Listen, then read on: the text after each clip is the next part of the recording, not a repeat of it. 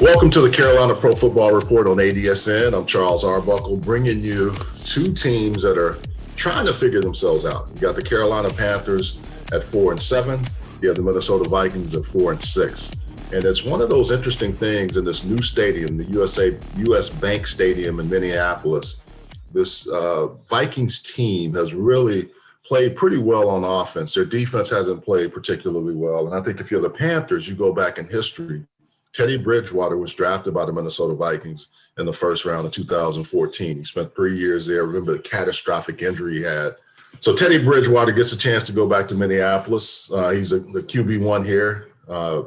Really good opportunity for him. And he's got two receivers that are playing some really good football. They're the only two players in the league only NFL team, with two players with over 800 yards receiving. And that's DJ Moore and Robbie Anderson. And both of these young men have played really well. Offensively, they've done a pretty nice job of protecting Teddy. You got to keep doing that. And also, too, when you lose a Christian McCaffrey, you think everything's going to go away. Mike Davis has held down the fort pretty well.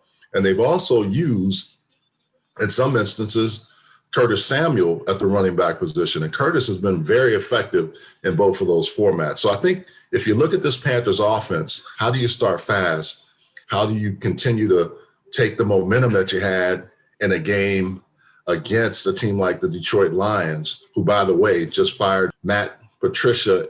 So I think the biggest thing with this offense is staying ahead of the sticks. They are so efficient at not having 3 and outs, and they've only had 10 so far this year, which is really a league low, and they're doing a good job there. Now it's a key on third down of really making plays. And Matt Rule's pretty upbeat going into this game. Let's hear from him.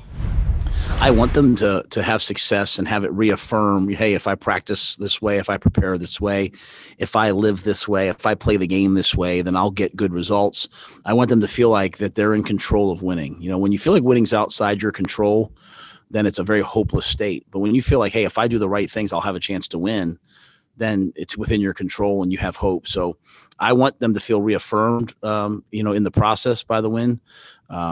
But at the same time, I also want them to forget it and move on and just say what's next and, prepare for this week. And so that's kind of the slippery slope of the whole thing. And that's, as a coach, the balancing act you walked and that you have to walk. And but, I'm sure the young guys, you do it. It's hard. The way we practice is hard,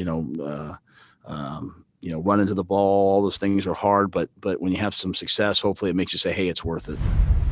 Real quickly on the Minnesota Viking defense, you got to look at Eric Kendricks, the linebacker, 63 tackles, 2 interceptions. Harrison Smith has played well. You got to protect the football. He has 3 interceptions.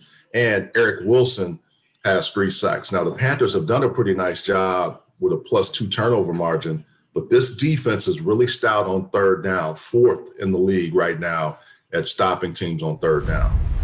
So you got to feel good when you got a guy like Brian Burns, a defensive end, who earned the NFC Defensive Player of the Week. 2-sack performance against the Lions, putting pressure. He has 6 sacks on the year, 29 pressures, tied for first among NFL defensive ends. And the one thing that I like about Brian Burns is not only is he getting sacks and pressures, he's tackling well. And I think that's the one thing when you look at, there was a lot of talk about him just being a situational rusher. He has shown that he can really play the position well.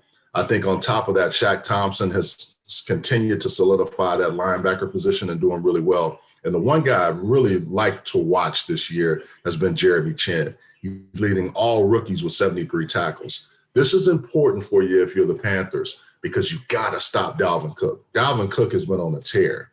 Saw him in college at Florida State, knew he was going to be really good.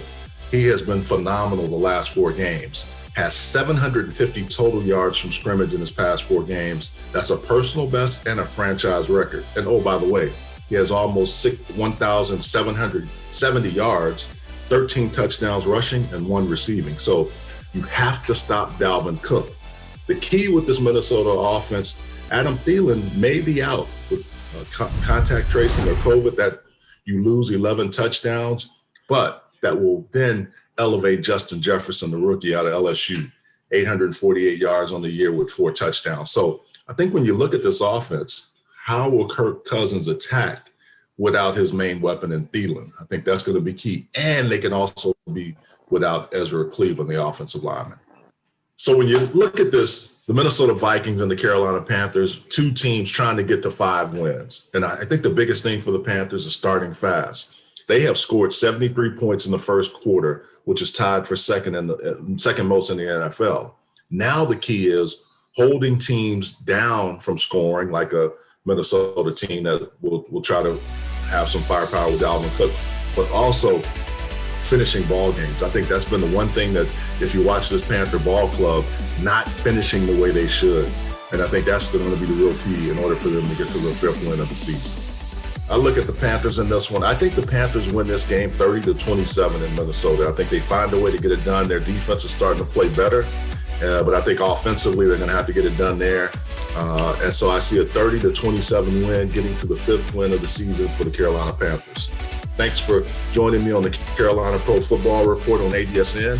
Check us out on adsn1.com for all other news. You can also find my show, Chopping It Up with Buck, there as well, where we drop weekly episodes of sports figures, entertainers, just everybody. We have a great time.